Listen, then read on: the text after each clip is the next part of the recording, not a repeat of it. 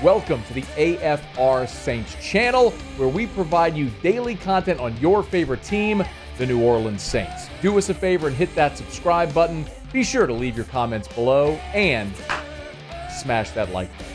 Who dat? It is that time, y'all. Good chance to check in with our buddy Greg Auman from Fox Sports, who covers the NFC South. Wanted to get a thumbnail of each of the 4 NFC South teams here as they push off from the dock. Greg, we appreciate it, man. How are you? I'm doing well. Hope you guys are too. Doing great, man. Let's start with the defending champs, man, and probably the Bucs got it done last year with Baker Mayfield. What is the biggest storyline in Tampa going into this year's camp?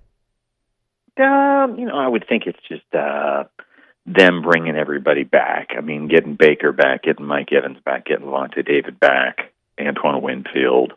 Just the whole core, from this, 3-4 year run, and obviously last year for Baker. The new faces, I think there's a couple new faces, not a ton. I mean, their first round draft pick's a center. I think they're excited about potentially upgrading the line there. But for the most part, it's bringing the gang back and having a first place schedule and some nasty teams they've got to face to try and do it again. What is the key to Tampa scaling that mountain again in this division, which looks like it's probably going to be lowly again? Yeah, I don't think there's going to be like a 13-win team in the South this year. But for me, the major hurdle, I think, is, they lost 3 key leaders from their Super Bowl team from the last 4 playoff years in Carlton Davis, in Devin White, and in Shaq Barrett. 3 kind of different circumstances, but all of them, real mainstays on the defensive side. And they've got to replace them with, much younger guys. Zion McCollum is a corner they're going to lean on instead of Davis. KJ Britt's probably the guy that steps in for Devin White.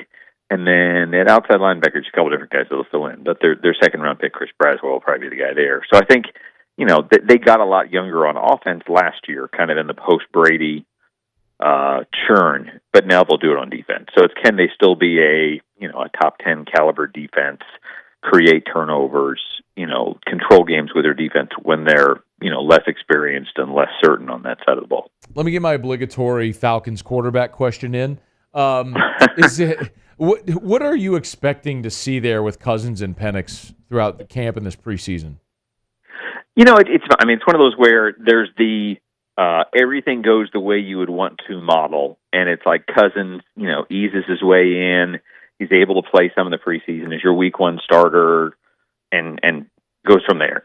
But there's definitely also the wait a minute, what if he can't play right away, or if they come out of the gates and don't play well? There's lots of things where, again, instead of him having the confidence of a guy with $100 million guaranteed, who's led teams to the playoffs, who could be the missing piece for Atlanta, he kind of has to also look in his rearview mirror and worry that if he throws 2 picks in the opener, there's going to be some people that kind of want to see what Michael Penix can do. I think this is his team. I think he'll work very hard to have control and leadership of this locker room. But I just worry that if things don't go well initially, there'll be a temptation to see what else is there. Of course, Raheem Morris, the new head coach there in Atlanta as well. Everyone's going to talk about the quarterbacks, Greg. What's the storyline in Atlanta that won't be talked about as much that we should be paying more attention to?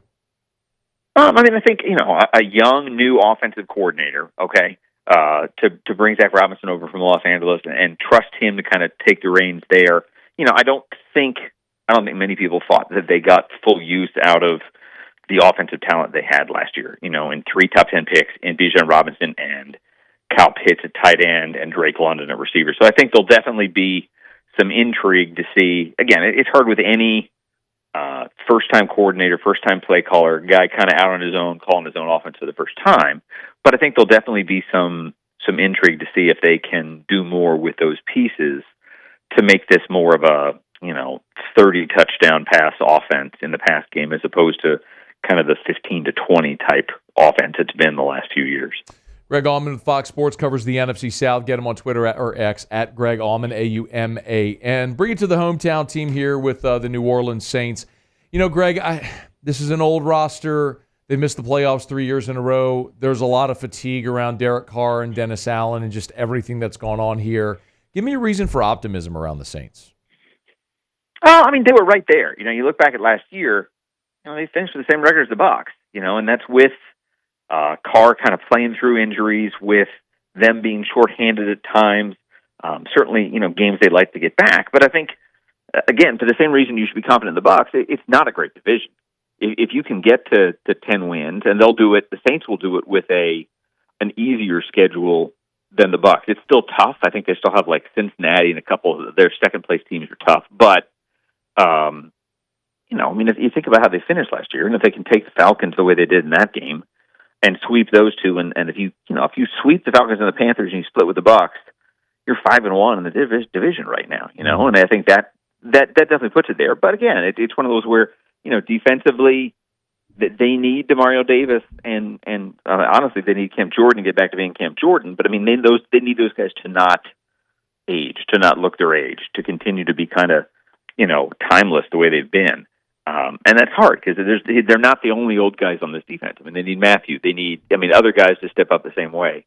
I think, up front, Chase Young has to get an impact. He can't just be injured because there's not a whole lot else there in terms of creating sacks and getting them back up to that 45, 50 sack level they were at before. So many of these high draft picks that haven't necessarily panned out, and guys like Peyton Turner and stuff like that. Offensive line is a huge question mark. To trust not only a rookie at left tackle, but Penning with a very limited amount of experience at right tackle. They'll be younger, they'll be less experience on the offensive line, but they could definitely be better there and need to if they're going to be a good team. You agree this? I think most people here, Greg, assume because Dennis Allen is a good defensive coach, like they'll be fine on defense. I think maybe even good on defense, but there's just so many questions on offense that don't know how they get all that sorted out to be competent, if not good. Right. I mean, I think there's definitely some question spots where you just don't know how things are going to shake out. I didn't love what we saw from Al Wiz last year in terms of a coordinator and leading a defense, but the second corner has to kind of solve itself. Nickel has to solve itself. There's definitely positions on that defense that are question marks. But I think this is an offense that can. I mean, it might be that you're winning more games 27-24, in the model of things. But I think they can do that. I mean, there were times where, the Saints, I forget who I was talking to the other day, doing radio with somebody, but the Saints finished in the top 10 in the NFL in points allowed and points scored. And only 5 teams in the league did that. And the other 4 all won division titles last year. So you have the makings and the balance of what should be a winning program. They just didn't necessarily get it done enough to pull off a division title here a year ago. Greg Auman, before we let you go, I guess we obligatory have to talk about Carolina as well. They were the worst team in football a year ago. I don't know that Bryce Young could be worse. Why might they be better in Charlotte this year? I think they've surrounded him by a much better cast of characters. I think last year, as much as he struggled, as much as he had 11 total touchdowns in an entire season, that line was porous. They had easily the worst downfield passing threats of any team in the NFL. So to put $150 million into 2 solid guards, I think helps the front of his pocket and gives him a little bit more time to let things progress. Deontay Johnson is a high-volume pass catcher, can be a 100-catch guy for them. We don't know who Xavier Legette is yet, but this was a really good class of receivers, and he can be a guy that can be a 6'8" touchdown rookie and be a solid number 2 that's eventually a number 1. They've got some young talent. They put a second-round pick in the first back off the board. They took a tight end high. So I think they've done a good job of surrounding Bryce with young, upside talent. Dave Canales, is a guy who's done well the last 2 seasons, bringing guys back and getting them to where they can be. Did that with Geno Smith in Seattle, did that with Baker Mayfield in Tampa. Baker's only had 1 year. Not Baker, sorry. Bryce has only had 1 year. And I just think the hope is that he can get enough of a step forward, first of all, to save his own job, just because we don't want to take anything for granted with the Panthers that he's back for 25, but also to make sure they don't feel like they have to reset a quarterback, because now, the leash is so short in the NFL that if you don't see Bryce get to 20 touchdowns and 4 or 5 wins and those modest minimum steps forward, there's definitely going to be people wondering if, now that they have a high draft pick this time around, that they should use one and then reset and try with another quarterback. So that's the big thing is, can you move forward with the current coach-quarterback combination and make people confident that they can win together in 2025? Hey, Greg, I know there's only 32 head coaching jobs in the NFL, man, but if Tepper blows out Canales after 1 year, I don't know who would want that job, man. You're setting yourself for failure. Right. Like, there's the part of me that's like, well, it's kind of cool to get paid for 5 or 6 years, only have to work one. But, like, from a reputation standpoint, from an experience standpoint, that's not an alley you want to go into if you know what happened to the last 3 guys that went down that alley. You know, I think it would really, really be hard for them to hire anybody that has aspirations of or expectations of a better job. Yeah. You know, you're going to get the last guy available. And again, Canales might have been close to that this year, but yeah, I would be really surprised, unless it's an 0-17 type thing, and I really don't expect that, if they made a change again this season in Carolina. He's Greg Auman, Fox Sports NFC South reporter. We appreciate it, Greg, man. Thanks so much for the time as always. All right, you guys take care. Have a good one. All right. Hey, thanks so much for watching.